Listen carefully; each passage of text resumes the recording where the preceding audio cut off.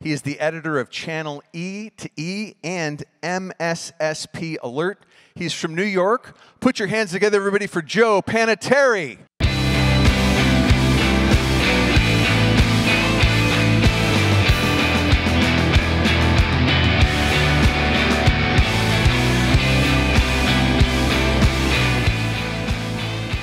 Good morning, IT Nation. Good morning. Thank you very much for joining us. I do appreciate it. Again, my name is Joe Panettieri. I'm the editor and co-founder of two IT media sites. The first is Channel E to E, which covers your business journey from entrepreneur to exit. The second media site is MSSP Alert, which tracks the managed security services provider market like no other. I want to thank our readers so much for visiting us each day. For those of you who are visiting the sites, thank you. I do appreciate it. I also wanted to do a shout out to my business partner, Amy Katz.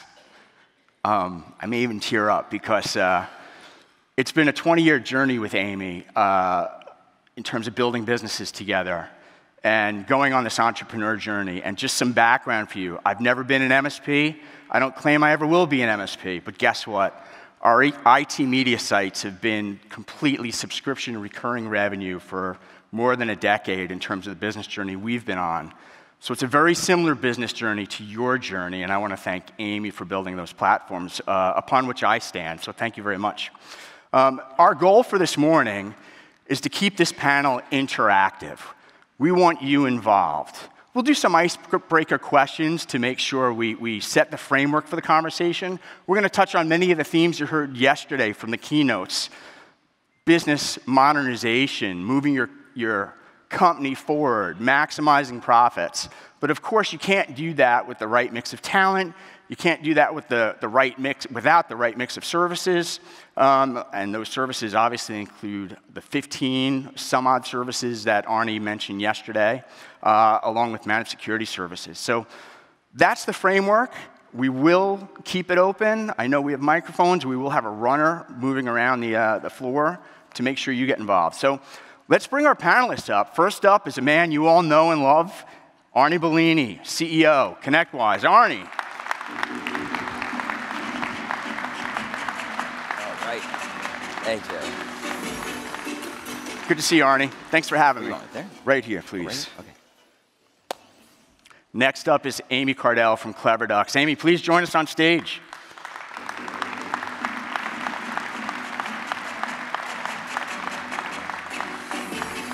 Good morning, Amy. Good morning. Great to see you. Thanks for joining us. Next up is Eric Foster from Fish Tech. Eric.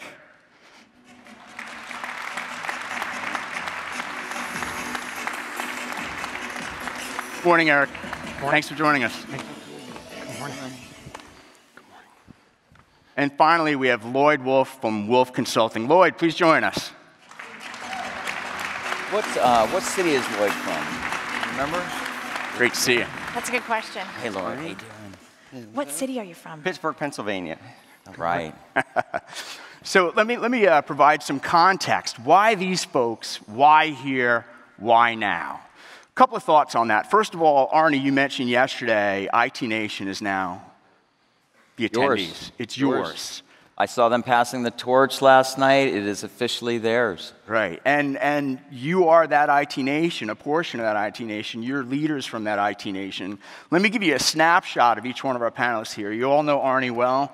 Arnie's been kind enough to brief. We've had some healthy debates over the years, Arnie, about what we're doing right and wrong as media, what we're doing in the industry. But you all know Arnie well. Let me go down the line here. Amy Kardel, we're very fortunate to have. She started an IT service provider in the California area, but this isn't just a local story for Amy. She's got global vision. She's heavily involved in the ConnectWise IT Nation user group. She's also involved in CompTIA. So she'll give us some global perspective here. Advisory council / senator. Yeah, Right. unbelievable. We have to listen to her. Yes. Yeah. And you do. I really appreciate that. We feel heard. Where's that lie detector? It's like, you know who I'm the boss is. I know who the boss is. It's true. Amy, thanks for joining us.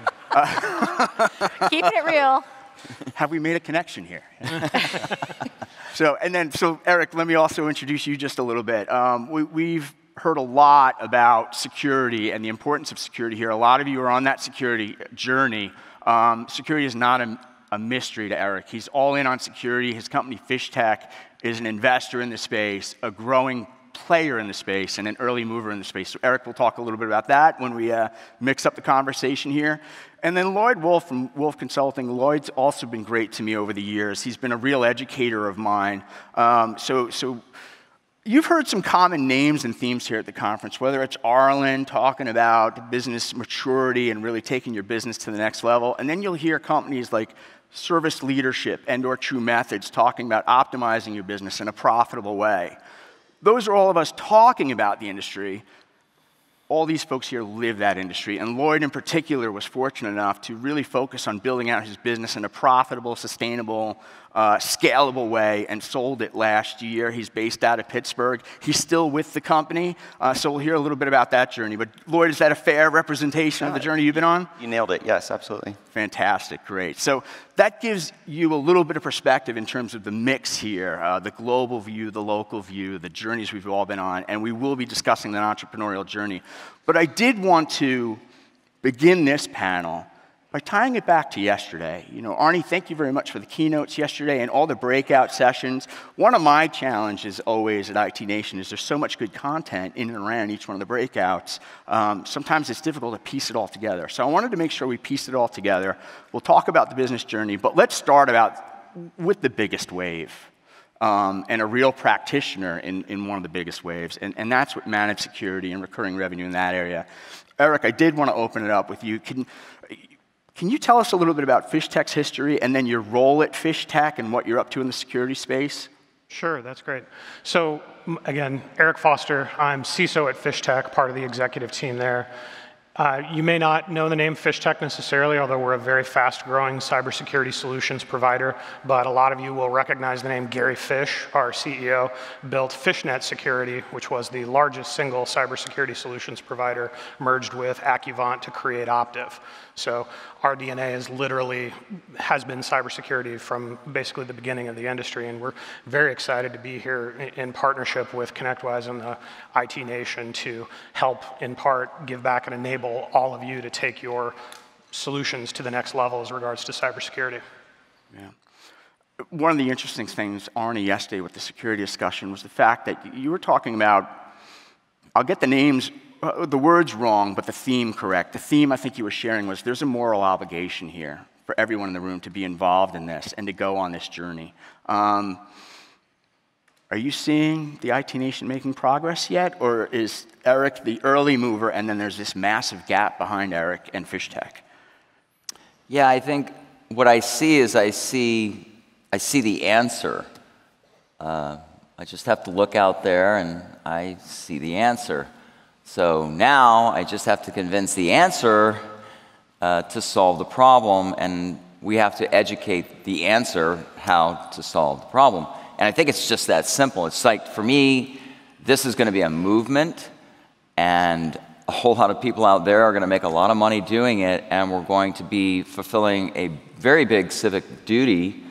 You know, if you touch data, you have the obligation, social responsibility, to protect it.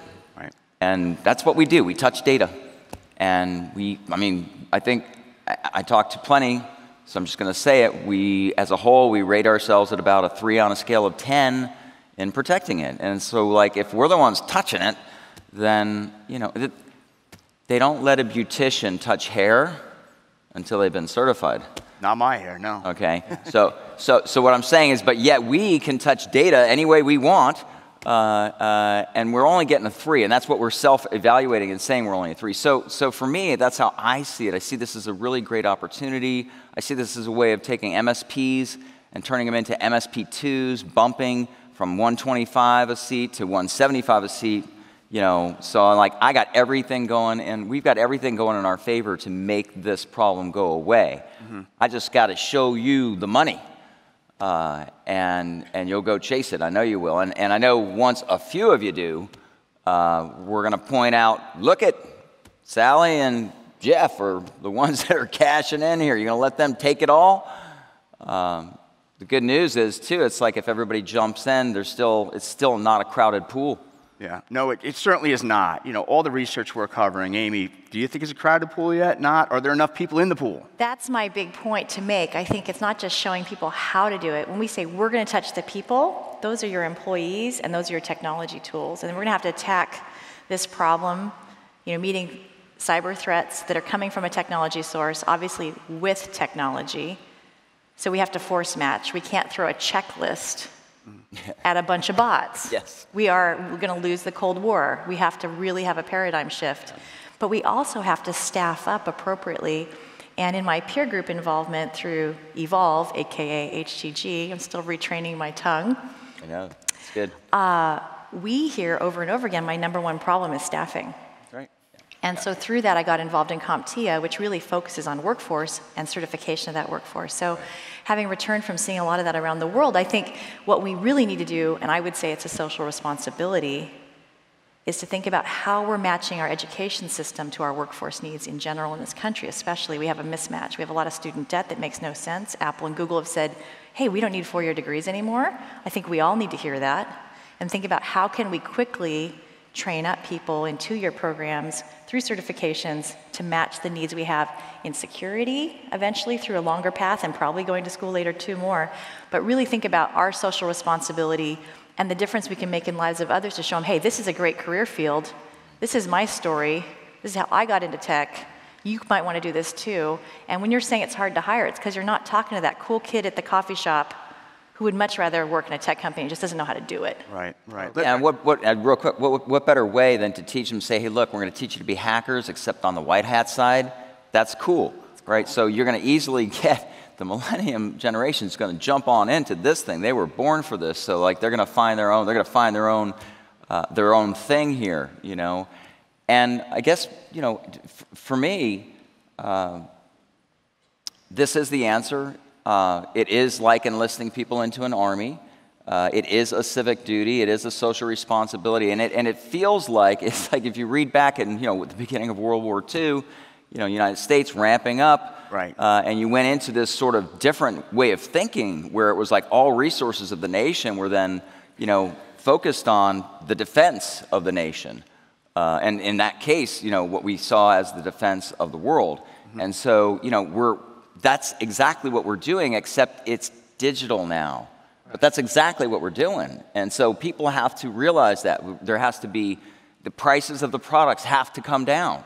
Yeah, I mean, it's almost like, you can't wave a wand on it, but I'm going to do everything I can to say, price of these things have got to come down. And so I know the Fish and ConnectWise are both, making massive investments in cybersecurity and for the purpose of bringing this thing to the masses. So especially those cybersecurity solutions that can scale and be delivered through this, great assembly that we have here out to those people. And just to touch on one thing really quick, it's so important and honestly so understated how this really truly is a moral imperative. And I love that you use that word in the duty, because the important thing for you all to understand, sure, this represents 25, 50% additional revenue stream that you can add to your business, and that's fantastic. But the people on the other side of this, and I actually have a breakout session on this later today that I'll be talking about, the people on the other side of these cyber events, they're not just big corporations that are losing millions of dollars. That's happening too, but it's individuals. And it's individuals that are losing their business, they're losing their jobs, they're losing their homes, they're losing significant amounts of money, and in some cases, they're losing their lives. And I'll talk a lot more about that in a breakout session, but it really truly is a moral imperative to try to help solve this problem. Yeah, and just think about the fact that 7% of the world's economy is getting siphoned into the hands of God knows what, who knows what they're doing with it. Just like when you give me money, right? I mean, we see ConnectWise as a big cooperative. You give me money, we pour $14 million back into creating a community because that's what we should be doing for you, right? What do you think these jokers are doing over there on the dark web? What do you think those jokers are doing? They're pouring money back into their infrastructure too, to try and make it take more, yield more, suck more out of the economy. One of the things I worry about is the the business model in all this. And to bring it back to our audience, I agree there is a moral obligation, without a doubt. You know, when Amy and I, we were preparing our own business, for instance, for GDPR. Like, we had to be GDPR compliant, had to be. Sort of related to security, but the whole compliance thing became very important to us. One of my big concerns, and also I'll tip the hat to you, Arnie, is you haven't gone down this path, but the industry as a whole keeps on talking about the MSP to MSSP journey, which is, I think, a myth. And let me tell you what I sort of, my thesis. My thesis is this. Our attendees here, the IT nation, they need to understand business models, financial models, and then the automation steps to make this all work, both to harden their business, as you pointed out, but also safeguard their customers and make a profit along the way. Meanwhile, we have an industry talking about, let's go MSP to MSSP. I don't think that's going to be a full transition. I think every MSP has to go deeper into security, but you also have to partner up quickly and find the right alliances within IT Nation and across IT Nation for the MSSP partner, potentially FishTech, et cetera, for the right talent. So what I wanted to ask, this is sort of the background, but with that framework, how much talent are you looking to hire and bring into your organization on the security front? And how far will you go before you start saying, you know what, we're doing enough, now let's get third-party partnerships to take us the last mile or that next step? Lloyd, before you sold your business about a year and a half ago, give or take. Was security a priority for you in terms of ramping up the talent as you were making this ownership transition? The security was part of it. I mean, just talent is one of our biggest problems at our company, as I'm sure it is with a lot of the folks in here, being able to just hire enough people to support our growth and our existing clients. We've really kind of transitioned to hiring the younger folks and train them up within the organization, grow your own as opposed to hire them at the higher levels. For me, on the security topic, I mean, I've started the business, it'll be 30 years ago in this coming January. We've reinvented ourselves 3 or 4 times. I quit counting. Started with DOS and Novell or Lantastic, switches to Windows, switches to the internet, switches. So I had personally, on the entrepreneurial journey, I had kind of reached my limit for, I'm done reinventing myself, or I just don't have the internal energy to do it again, and kind of recognize like the time was to step out and have someone else step in with the ownership of the company who had a vision to continue to grow it, and that they'd be willing to embrace the opportunities of let's build this new practice, let's learn these new things and reinvent ourselves again. So mine was maybe a different twist on that. Right, absolutely. Amy, both your work here at IT Nation, but also CompTIA and your own business, how much staffing up do you see before the partners start looking for partners rather than employees? It's a mix for sure. It's a hybrid, just like we keep saying everywhere. But I think the key thing to remember is even the word technology, which could be the word of the day. We use it so much, but what does it really mean? We're looking to add value. The word technology is Greek techne and logos together, right? Techne, art, craft, of putting things together to make value. That's what techne means. And logos is the study of. So we are actually in the business of studying how to add value. And I don't care how you get there as much as that you add value. Right. And we better be looking for that. And we better be, according to the first law of the go-giver, a lot of you have read that book by Bob Berg, I think, because I was kind of going around our circles. Are we adding more value than we're charging for? Because at the end of the day, my customer's paying me to add value. And that's why I'm a technologist. And you can do all sorts of cool things with technology, but start with the root of that, the craft, the ability to create a system and add value. Got it. I just want to set a reminder to our attendees. Eric, I'm going to pull you in with a question in just 1 second, but we do have microphones open. I can't even see it from the stage because the lights are bright, but okay, we've got the lights up. I think we also may have a microphone runner. What questions can you ask? Obviously, you can ask about security as a service. You can ask about anything as a service. You can ask about the entrepreneurial journey, where how our experts here built out their businesses, what they did on the finance side, the business side, the talent side, et cetera. So this is meant to be open. If you have a question, grab the microphone. We'll do our best to answer. Amy, did you have a point? And you were talking in the back room with us about how everybody here is on this journey, and this is not a quiet audience. And I thought, you know, the other thing we need to tell this audience is, anybody who is a solution provider is a brave person, because you are an entrepreneur. Yeah. You know, we're the brave ones. A lot of our friends go, you're crazy, what are you doing? You know, it's a journey, and I love how you write about that. Yeah, yeah. You know, it is all about the journey, and we don't see it as a beginning and an end. We see it as a cycle that continues to repeat itself. Lloyd may have sold his business. He ain't done.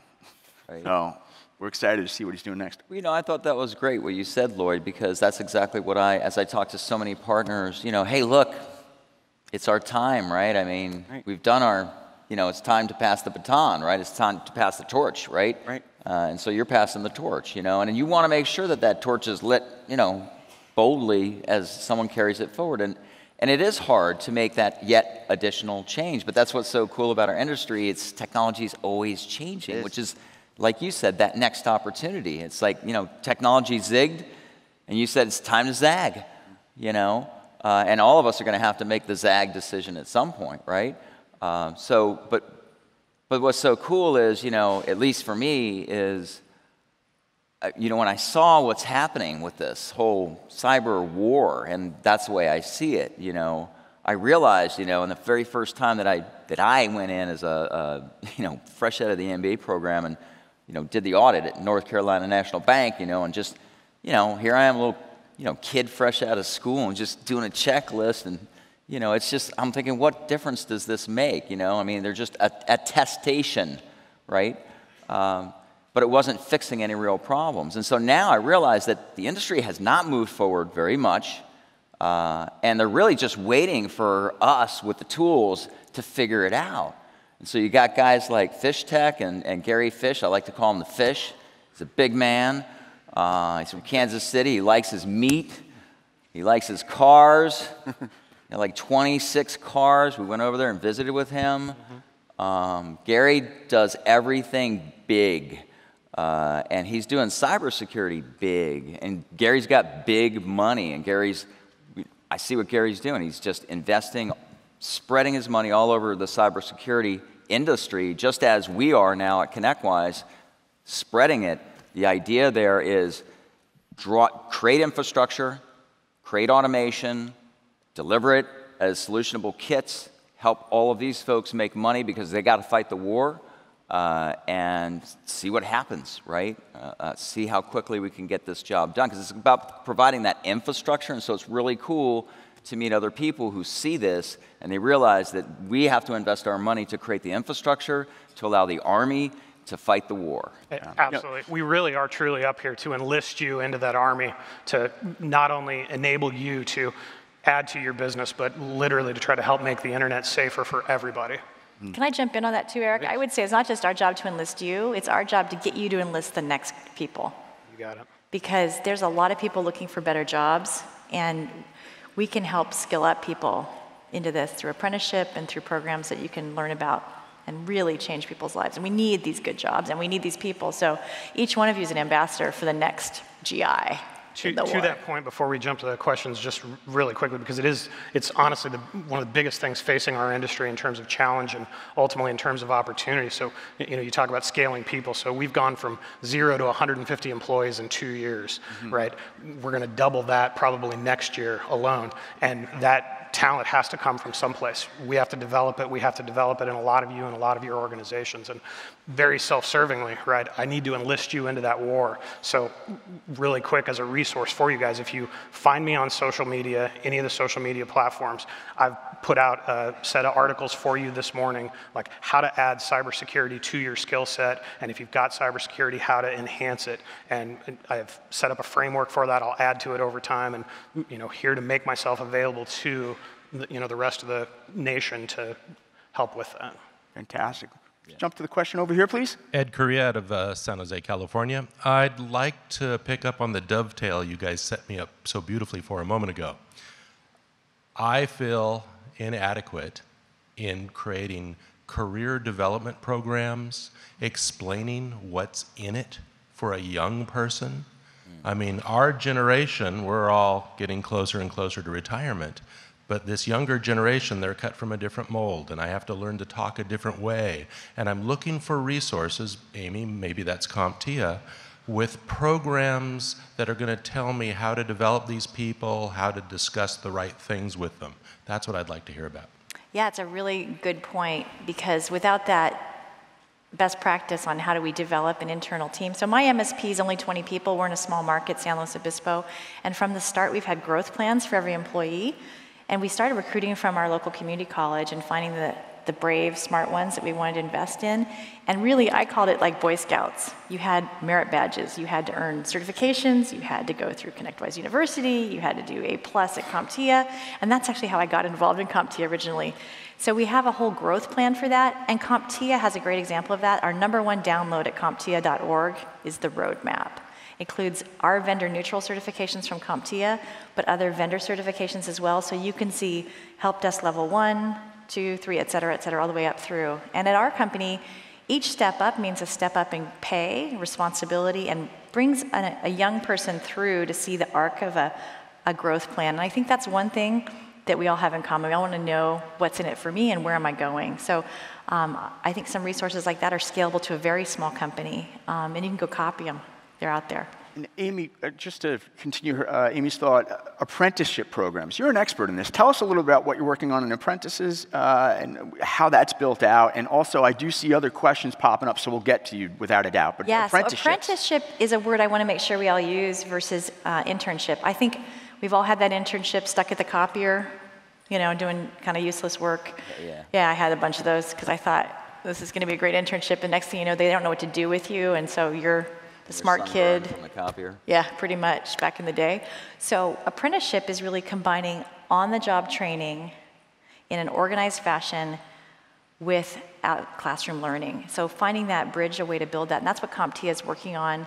And we're copying from Europe. Those of you here from there, we've seen a lot of great success there. And we really want to bring that here as well. So we have some programs we're piloting around the country in that. And I think that's a form that can really work. You were talking, Lloyd, about your community college. The technical college requires them to do on-the-job training. Yeah, so that was a great example. Pittsburgh Technical College, they have an 8-quarter program. The 8th quarter requires the student to work in an organization for, I think it's 200 or 300 hours within that quarter in order to graduate. So is Wolf the 8th quarter go-to? That is us. We're trying to be for as many students as we can. Oh, that's fantastic. Well, and I think just to combine, you know, I don't have all the answers, but I can share, you know, what's worked for us. And for us, that's been exactly as Amy's outlined, sort of that combination of social responsibility and lucrative financial future. And, you know, telling those two messages that you have the opportunity to really, truly make a difference in people's lives and in the future of the industry, as well as what's arguably the most recession-proof and, you know, arguably one of the most lucrative jobs you can get into. Yeah. And, fantastic. Question over here? Can I just add one thing to? Go for it. I'm sorry, Arnie. Yeah, it's just 3 million gap in cybersecurity. Supply and demand curve. Supply is inelastic, demand shifting out. That means the price is going to go up for that labor. It's the place to make money for young folks. You know, I encourage my 2 sons in their 20s that, hey, look, you know, that could be your gig. That could be the thing that you could get passionate about. And, you know, think about what we talked about here. I mean, this is, you know, absolutely enlisting them into a purpose that is noble. And so millennials very much respond to a noble cause because they're far and few between that we can figure out which ones they are out there these days. This one truly is, and it's very easily explained as such. Thank you. Sir, go for it. Thank you, Joe. Thank you, Arnie, for all your leadership and the panel. Joe, I read your blogs and posts every day, so thank you for that. See you for coffee in 20 minutes. Absolutely. Brian with Coastal IT in Naples, Florida. Question about, as we align with these partners to help supplement the last mile, like you said, where's some guidance maybe with the line between partners that are more appropriate for the SMB size end user customer versus we're seeing just a tremendous value and even the enterprise tools from Microsoft starting to dip down into the SMB size, and we're a little bit confused and maybe where's the appropriate line for the vendor partnerships that we should be looking at, mostly because we're seeing some just incredible tools from Microsoft start to become more appropriate for. They're just doing amazing things. So I'm asking for guidance there on vendor selection, maybe, for our end user customer size. So it sounds like you're trying to figure out, and we see this all the time, we all do. Enterprise vendor in the global 2000 suddenly wakes up one day and says, you know what, I want to go SMB. You know, and we're sincere, I swear. We're going to be there. And then they go SMB, and then 2 quarters later, they're gone. Yeah. And I'm not saying that's the case in Microsoft. I'm saying that concern about an enterprise company coming down market. So I guess the question for the panel is, how do you make sure that that enterprise player is sincere and legitimate and committed to your business? How do you vet that and know for sure? I know there's no absolutes, but how do you get a comfort level? Yeah, I think there are no absolutes, but I think, one, that's a big part of the power of ConnectWise and the IT nation here is, being able to learn from your peer groups, being able to leverage the marketplace, being able to leverage a lot of those solutions. And without question, a lot of the big enterprises are coming down with great mid-enterprise solutions. So, Microsoft is one, Cisco is another that's really making a push into the SMB or mid-enterprise security space, and I think very much here to stay with that. Any other thoughts on enterprise players coming down market? I have one more thought, but go for it. So enterprise players will not fail if they come down market, if they're serious about it. So good example, it's like how do you make sure they do it? Like we're working so closely with Cisco, I can actually pull out emails from their top leadership that we go back and forth, and they are listening. Because they know, hey, look, we abandoned this. It was funny, I didn't use it. I had this magazine from 2004, the initial publication of VAR partnerships, I think, right? CRN magazine, and I had it from 2005, and so I was leafing through, and it was like, there it was, Cisco's Linksys ad, right? And that's when Cisco came down into the space, and SMB space, and then abandoned it, and it pissed everybody, all of us off. Because we were excited. It was like, Cisco's down here. This is awesome. But then they weren't. And I was like, don't trust them. Yeah. Was the message that I think people had. And I'm just telling you, we know that they have the very best tools in so many ways with Meraki and Spark, and we're implementing these. They're really fabulous tools. So the company simply has to have a proper strategy for it. And so they've actually enlisted us and are listening deeply. And they're making the changes, so I can actually show you. It's like I need as-a-service pricing. I've got an email from this morning. Here's 5 obstacles that we got to work together on to overcome. So, we're using, and we should all use, our influence to help our vendors and help these people that have great solutions how to figure out to come down market. And so, we've got Cisco in a great spot. They're completely dedicated. They know there's no way you can ever abandon. So, we know that that's one that we feel really good about helping to bring down into this space. And so it can be successful, but they have to be willing to listen like they are at Cisco. Got it. Amy, I'm sorry, go ahead. And then, Carl, I promise we're going to get you in just a second. Yes? Well, I was just going to say it's honestly a big part of the opportunity for all of you, the cybersecurity space especially. There are 2,000 plus vendors in cybersecurity right now. That's not going to be the case 5 years from now. It's not going to be the case a week from now. Probably. The M&A is unbelievable. Absolutely. And so your ability to help your customer pick the right solution the first time is absolutely critical, especially in cybersecurity. And I think it's a tremendous opportunity for you to educate yourself on those solutions and demonstrate that value to your customer. And not just the right big enterprise partner that's dedicated to your space, but also the little guys that are also have the capability to scale and be that amazingly cost-effective solution for your customers. I know Arnie touched on perch security yesterday, for example, something that both our companies have made a tremendous investment in and big believers in is honestly one of the greatest ROI you can deliver to your customers. And I say that as a long-time user of the software. Yeah. The big vetting point for me with the enterprise players coming down market, and Arnie, Cisco's a good example. When Cisco decided to come to IT Nation last year, there was also ConnectWise going to Cisco Partner Summit last year. And Cisco called me before the event, and they said, well, here's what we're up to. And I said, I just have one question for you. Are you sincere? Are you sincere? Like, you need to walk the walk and talk the talk. And there's that, forget if it's Woody Allen or someone else, 80% of success is just showing up. We need to see the same faces over and over again at the booths. Same ones. At these engagements, and then we'll know you're sincere. And they say, we're sincere. They've proved that to me. Other vendors have proven that to me. My point is, as you're vetting vendors, can you get the same person on that phone, and then that feedback you give to that person, does that show up in products, in strategy, everything else? Then you'll know if the vendor's sincere. Carl, we'll jump it to you. Thanks, Joe. Appreciate it. Thank you for the panel. I'm excited about the subject matter. I had a question that's really centered around the education question. I mean, the gentleman from Fish Tech, you made a reference earlier that you produced some articles, but you actually, I didn't hear exactly where we get that. And honestly, so that is my question. I think as we're trying to figure out this space, we all need to figure out where to go online, what social media, what blogs, what sites we need to follow. And, you know, like, I've been a big follower of Joe's stuff, so MSSP Alerts is fantastic. I'm wondering what else is out there. Nothing. That you guys yeah. That's it. I looked, Carl, there's nothing. We just got to get our backlink strategy together, Joe, that's all. Yeah. No, but seriously, I want to know, from an owner's standpoint, how we educate ourselves more about the security space and things that we can take to our team to say, hey, start following this blog or start looking at this feed on a regular basis. Yes. Yeah. So I would jump in and say Naked Security is a great one to follow because that's really focused, of course, on the end user. And there's some great things from Sophos there to read that, you know, we share with our customers sometimes talking about that. So if that's the kind of thing we're talking about, that's one place I would point.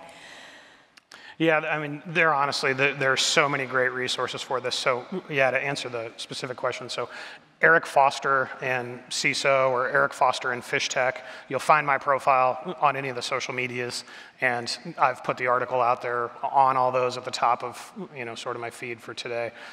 Or if you want to go find me directly, I'm at Performify, like modify, but perform, you know, Performify on Twitter is maybe the easiest. What are some other ones that you follow or that people in your industry follow?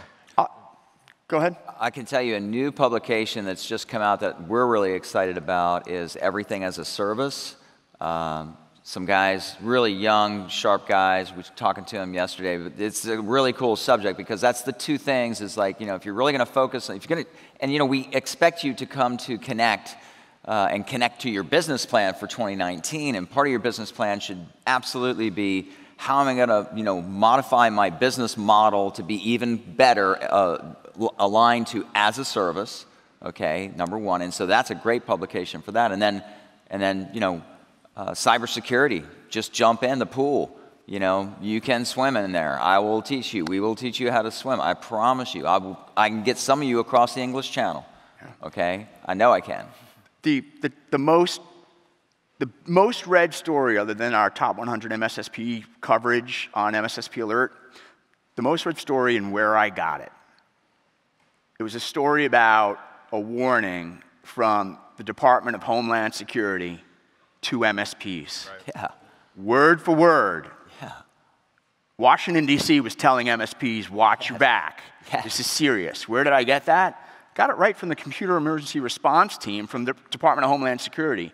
Everyone in this room should be reading the Department of Homeland Security CERT alerts. Yes. You never know when it's going to hit this industry, and when it does, man, it lights up like fire, and it's serious. Yeah. So US CERT, MSSP Alerts, Naked Security, Eric, I'm sorry, I already forgot your last name. No, it's like Foster. Eric Foster. Yeah. What? Any others? The Cybersecurity Framework version 1.1. Google. Everybody should Google the Cybersecurity Framework version 1.1. Click the link, download it, double print it. It's going to put it on maybe about 25 pages, double-sided, and read it.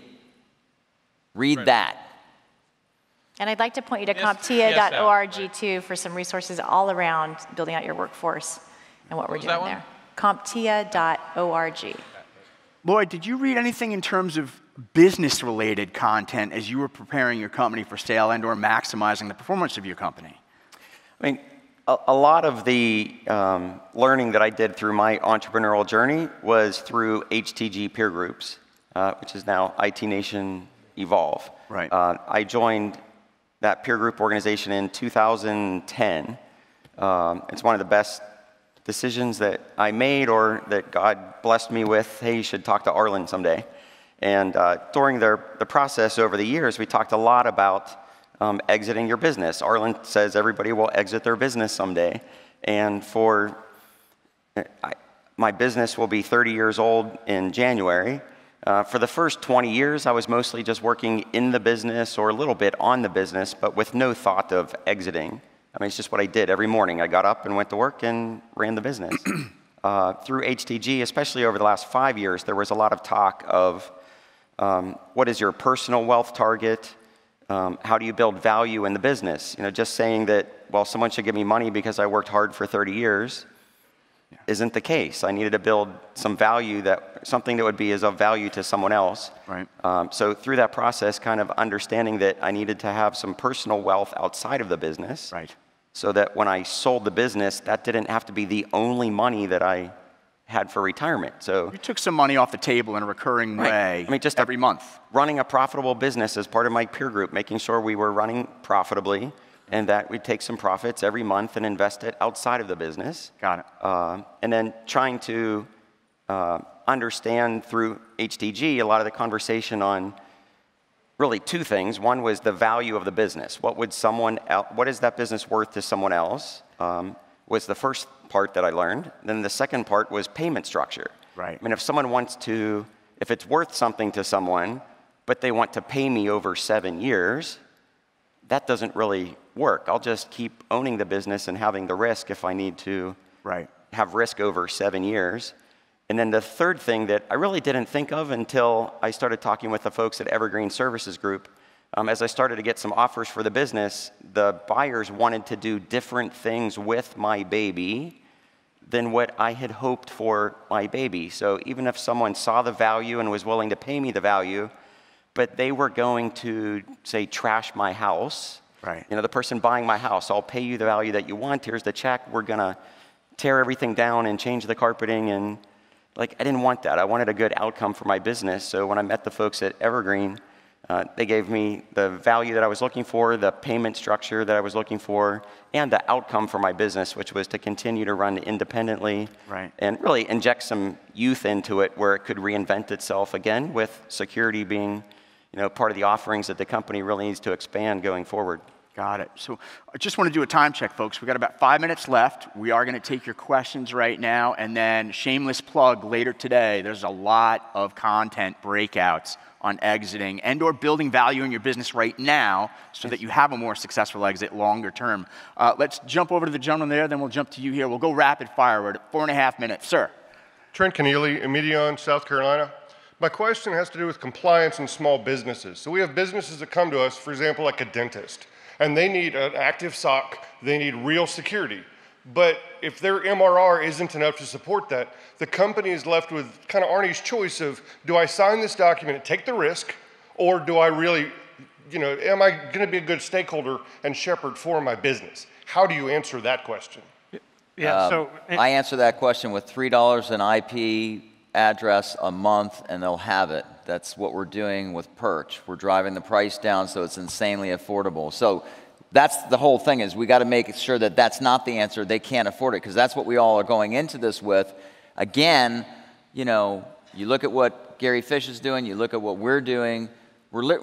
Between the two of us, basically, we're creating Stark Industries, okay? We're going to give you the best stuff, okay? And it's going to be, awesome and affordable, and you're going to make money off of it, okay? That's my answer. Eric, did you have a point? Well, I mean, that is exactly it. It's about bringing the kind of scalable solutions to the table that can really move the needle for these customers without breaking the bank and solve that problem for them. And that's what the future of disruption and information security looks like, and why we're sitting here. So in the other words, if the IT solution is the wrong financial model, walk away from it and keep looking for the right financial model, the types of things that Arnie's working on. Your question here. Hi guys, Paul McQuinlan. I'm CEO of Lantec in New Zealand. Got a team of about 90 guys. This is a scary space for us. We've been trying to get into this space for some time, and finding talent is really difficult. I've got one security expert. I pay him more than myself or any of my executive team. And trying to find talent out there, look at my staff, and how many of those are going to be able to come up and be security people. And it's hard for them to be actually motivated to do it, and to know where to go to get the training. And the other element is it's really hard finding expertise. Is it coming through from the institutes? I really don't see it happening. Eric, So you're my hiring like question- crazy. How are you doing it? Yeah, it's definitely not. So our main source of new recruits is actually right out of high school.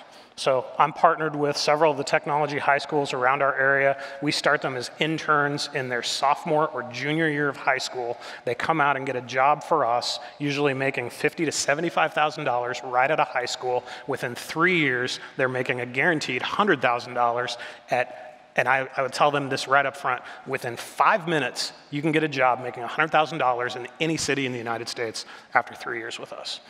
So that is how we solve the cybersecurity talent gap, not only that path of education, but also then not only that, but you can actually make a difference in people's real world lives, help make the internet a safer place, and come do that. Excellent, thanks guys. Yeah. And we're funding that kind of infrastructure, right? So there are answers out there. You know, I was going to say send your team to our boot camp. We're going to have it like the last week of January on cybersecurity. You know, we're going to dip you in so deep for a week.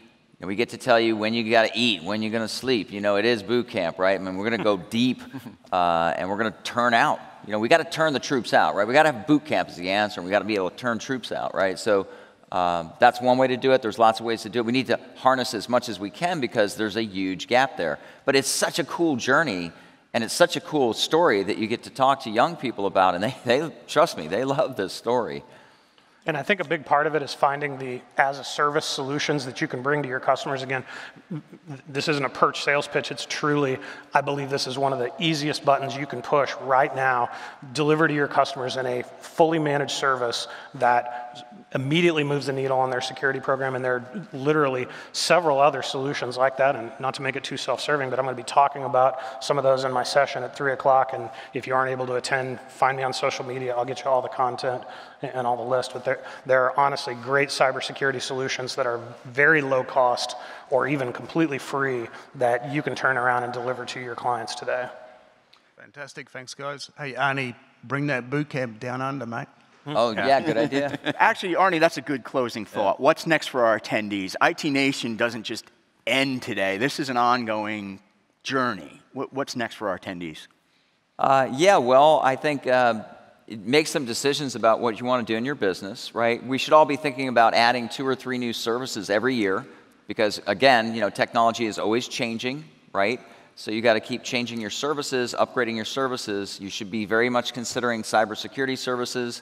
I would definitely do my recommendation would be do the Protect Your House program, because if you use that Sienna risk assessment tool and the vulnerability scanner that we built with it, they are version 1.0s, but you're going to make them exactly what they should be, and they're going to be completely connected to the ConnectWise platform, so this is going to be a fully integrated solution and approach. And then the other part of the Protect Your House is get Perch. It's going to cost you $2 a month per IP address. That is the cost to have a live SOC scanning every packet of data that goes around your network, in or out of the internet, and comparing it to 700 million digital signatures that indicate threat or no threat that is machine scored and sent to a Houston SOC center where experts look at it and make sure you're not getting false positives. Absolutely. And if it is a positive, it makes a ticket on your managed cybersecurity screen, and voila, you jump into action, and we'll teach you what to do when you have to jump into action. So this is how we're going to do it. We already have the infrastructure and we have the troops because we have the platform, right? So all we have to do is now connect the platform to these cybersecurity solutions, which is what you saw us proposing we're doing in a framework that will be open and available not just for the fish, and not just for ConnectWise, okay, but for the world to use, just as Tim Berners-Lee opened up his HTTP protocol, invented the World Wide Web. And I asked him, I said yesterday when we got off stage, I said, why? You could have made a lot of money with that. You know, I'm Italian, I'm going to say that, right? You know, you could have made a lot of money with that. And he's like, no, it would be no purpose of it. It would be not ubiquitous, and so no one would care.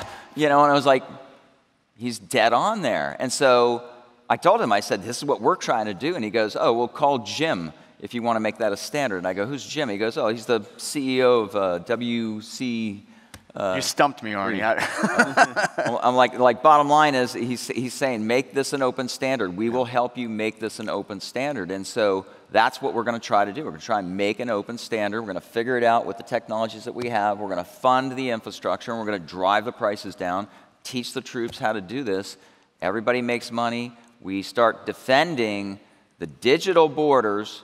You know, people talk about the, physical borders of our country. Yeah, okay, I get it, but way more important are our digital borders, the digital borders of every country, of every nation state, of every company, and it starts with you. So protect your house if you do it. If you do the protect your house, you're getting into 7 of those services that you're going to need to learn to deliver to your clients. So when you looked at that little chart that we created there, MSP 10, 20, 7 of those that start turning you into MSP 2.0 and start getting you to the $175 a seat price. 7 of those services you're going to learn how to do simply by protecting yourself. So it's going to be fun. You're going to learn it. We're going to teach you the Cybersecurity Framework, version 1.1, as authored by the National Institute of Standards and Technology. And we're all going to get on with this. And it's going to be lucrative, fun, and we're going to be doing a noble thing. Well, Arnie, thank you very much for having us. Panelists, thank you for your time. We appreciate it this morning. Pleasure. Thank you.